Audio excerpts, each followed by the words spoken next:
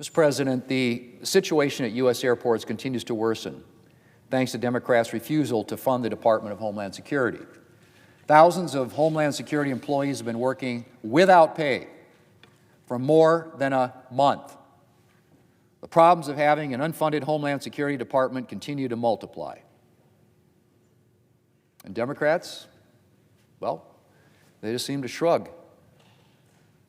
I guess the Democrats' 43-day full government shutdown from earlier this fiscal year ought to have made it clear that Democrats are happy to deprive government workers of their salaries if it serves their political ends.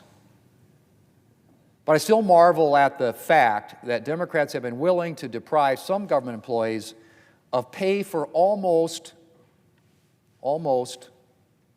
80 days now over the course of less than 6 months.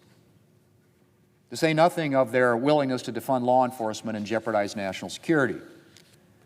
36 days the Department of Homeland Security has been shut down now, Mr. President.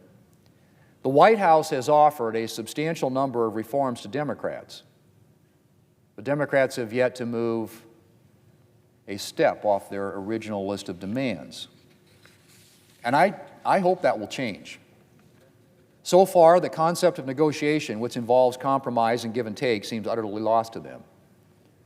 Or perhaps it's simply that Democrats don't want a solution here. After all, if they get reforms like many of the reforms the White House has offered, Democrats might not be able to use this as a campaign issue. And I strongly suspect that Democrats are less interested in fixing problems than they are in having issues that they can use in the November election. Of course, I would caution them that their renewed commitment to defunding law enforcement may not play as well as they think it will. Democrats had to dial back on their hostility to law enforcement once before for political reasons. It turns out, Mr. President, that defunding the police and defunding law enforcement isn't such a popular issue after all. So perhaps they ought to think twice before making defunding law enforcement and Homeland Security their signature issue this November.